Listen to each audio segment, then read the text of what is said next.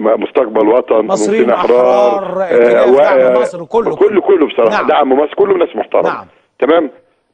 الناس دي كلها خونه، الناس دي كلها كده على بعضها خونه، وانتوا شويه عيال صيع، انتوا اللي محافظين على صدقوا فاهم بالله ما يعرفوا فين تيران والصرافير دي اصلا فين.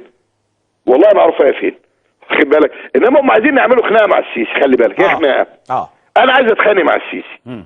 مره اتخانق علشان قانون التظاهر، ومره اتخانق معاه مش عارف عشان مين، وللاسف بعض الناس دي بيقعدوا مع الرئيس. قلت تاني للاسف، وبيحضروا معاه مؤتمراته، بيروحوا معاه شرم الشيخ. ما هو الرئيس يعني بيتسع لا يا فندم، ده في البنت الهبله العبيطه دي اللي الراجل اتصور معاها، واخد بالك؟ وهي قالت لك اصل احنا الاتفاق ان احنا نتصور سيلفي، وكان مسبق واي قله ادب واي سفاله. يا سعاده الرئيس من فضل حضرتك قيمتك وكيانك وكرامتك من كرامه المصريين، مش اي حد حضرتك تقعد معاه، مش عبد الله السناوي وعبد الحليم قنديل والاشكال دي. من فضل حضرتك احنا زهقنا. لما تيجي حضرتك النهارده تتكلم بقى على الاتفاق اللي حضرتك بتتكلم عليه ده، وداعي ناس يتكلموا وانت فاتح الملف، انا ما اعرفش الارض دي تبع مصر ولا السعوديه الا بشوف الورق واحكم. والراجل رئيس مجلس النواب قال لك هنفحص وهنقعد وهنطول. تمام؟ لا، انتوا خونه، احنا المصريين، انتوا اللي بعتوا البلد، انتوا العملاء بتوع امريكا جايين تكلموا دلوقتي، انتوا عملاء قطر وتركيا. ده الجزء الاول. جزء ابو العلا ماضي اللي حضرتك اتكلمت فيه، مين اللي طلع ابو العلا ماضي من السجن؟ وعشان كده بقول يا جماعه احيانا تاني احيانا قانون الاجراءات الجنائيه ما بيسعفش القاضي وكيل النيابه. يا فندم لازم الدستور يتغير في الماده بتاعه الطوارئ. الطوارئ 6 اشهر وبالعافيه. طب انا بقالي 4 سنين في ارهاب. 3 فين القضيه يا استاذ احمد 250؟ يا معالي النائب العام فين القضيه 250؟ يا سياده النائب العام فين القضيه 250؟ يا مصر فين القضيه 250؟ وفين القضيه مش عارف 137 مكان بتاع التمويل 173 شغالين فين يا فندم؟ فين يا استاذ احمد؟ نعم. الشعب زهق، الناس دي مجرمين، خانوا الوطن زي ما انت جايب ادله دلوقتي. وبنسمع وهنتكلم في الراجل المجنون ده دلوقتي، وده راجل مجنون. احيانا لما عايز يعمل عبيط بيقول لك يتفتف وتهته، لما يكون بقى عايز يوصل المعلومه صوته عادي واضح زي كل الناس ما بتتكلم. يا سياده النائب العام من فضل حضرتك، يا معالي وزير العدل يا محترم يا حسام بيه عبد الرحيم، من فضلكم القضيه دي فين والقضيه دي فين؟ يعني احنا راجعين تاني لنكسه 25 يناير. انا بقول لك اهو ليه؟ الشعب بتاعنا طيب، الشعب بيصدق، ودول زي ما انت قلت اذرع اعلاميه شغاله، اذرع اعلاميه شغاله. ازاي انا النهارده سبب العلامات زي ما انت بتقول بيقول نفس الكلام اللي اتقال في تركيا من حوالي 3-4 ايام، اللي هي ما اعرفش مين يوحدنا ومين يجمعنا. أيوة. اي كلام. نعم. نفس الكلام اللي بيتقال، ونفس الكلام دون خلي بالك اللي بيتقال هنا مع احترامي لاصدقائك هو اللي بيقوله عمرو اديب، هو اللي بيقوله يوسف الحسيني، هو نفس الكلام. لما الراجل انتحر لو انت شفت قاعد يتريق يقول لك ايه؟ نحر وقتل وارين الكوفيه ووصل الكوفيه. اي قله ادب يا استاذ الفاضل من فضل حضرتك. البلد دي فيها اجهزه محترمه تشتغل، واللي مش قادر يشتغل يروح. انا سامع ان عشان فيها صحفيين كبار واعلاميين كبار وسياسيين كبار، تمام، بس مصر اكبر من كل دول، مصر اكبر منهم كلهم. وحضرتك طول ما ايدك مرتعشه مش هتتقدم. واديك شايف كل يوم قله ادب في الاعلام، وكل يوم ولادنا بيموتوا في سينا. اللي في سينا ده يا جماعه ده مش ارهاب، دي حرب، دي حرب شغاله، حرب شغاله كل يوم. وبدل ما احنا نقف ورا الجيش والشرطه، وانا بقول ما انا انتقد رئيس الجمهوريه وهقعد انتقد، ايه المشكله؟ لكن من بلدي من جوه بلدي ما حدش بيقبضني.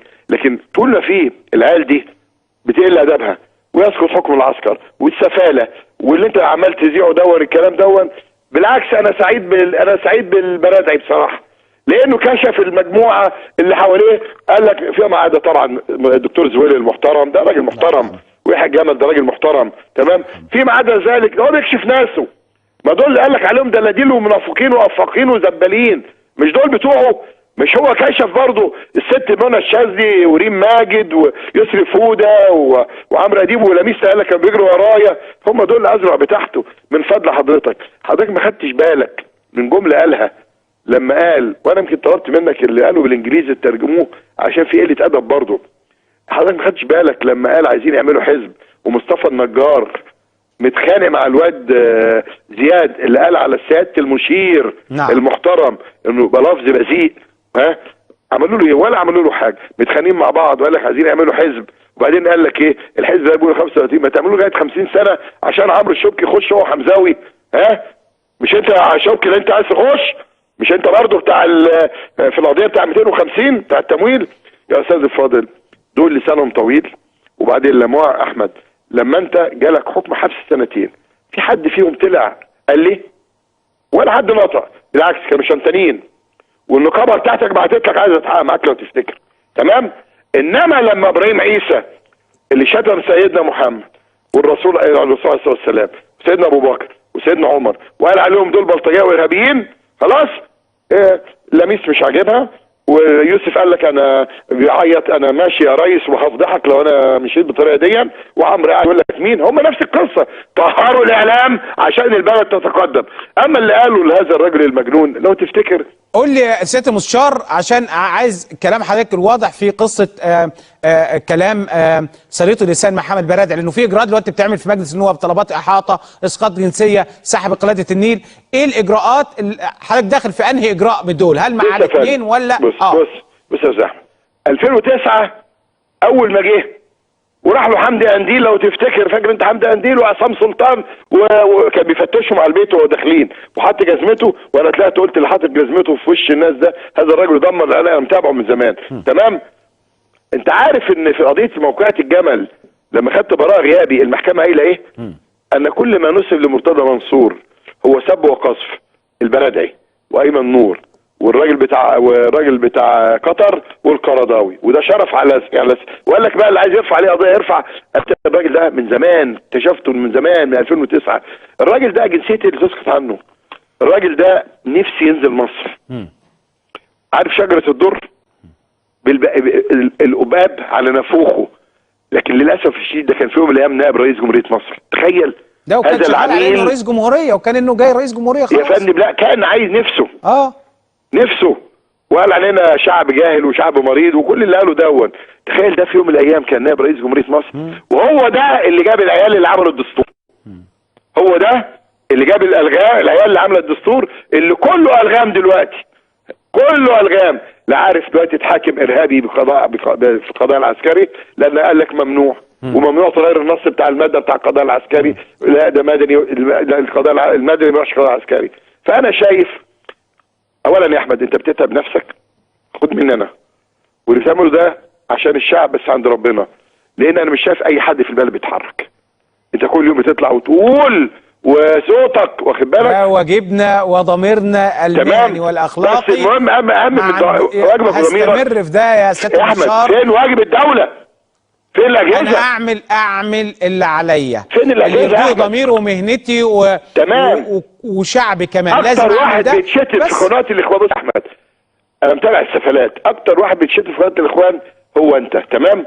اكتر واحد عايزين يعتدوا عليه لو انت اتحركت خطوه من مصر عايزين يقتلوك لما كنت رايحين امريكا. تمام؟ انا عارف. انا السؤال بقى ولا حاجه، وحضرتك مع حضرتك كمان يعني اي حد يا مرتضى بيه بيدافع عن البلد هم الخونه اللي بس كده. فاحنا مش مشكله. انا احنا لو فضلنا زي الاخرين، طب مين اللي هيقف مع بلد؟ مين اللي هيدافع عن بلد؟ احنا واقفين بص ولا بيهزوا شعر من راسنا. بس انا بسال فين الدوله؟ انت دلوقتي عمال تنبح صوتك في ابو العلا ماضي، وحمدين صباحي لسه شاتم من يومين ثلاثه والعيال الصيع اللي معاه. تمام؟ فين الدوله؟ الدوله خايفه من دول ليه؟ والدوله ليه مخبيه القضيتين دول في الادراج؟ هو ده السؤال اللي انا كمان هطرحه على ضيوفي الكرام. خليني يعني وانا اللي بحييك وبشكرك شكرا جزيلا مستشار مرتضى منصور. هنطلع فاصل سريع واستقبل ضيفي الكريم الدكتور محمد الباز. طبعا هم كده يعني هو لائق عليه هذا قميص النوم الاعلى وقميص الخروج الاسفل. نعم مستشار مرتضى منصور، مساء الخير يا فندم. الخير يا استاذ. تضحك على ايه؟ لا اصل هو الواد محمد ناصر كان لابس قميص نوم احمر برضه الاسبوع اللي فات وطالع برضه بيهاجمنا، وده امبارح لما شفته لقيته، انا بشوف بالصدفه كده بتاع المواقع دي كده لقيته لابس قميص نوم اسود. بس الغريب زي ما سالت انا يوم الجمعه يمكن مع الدكتور سعيد حسين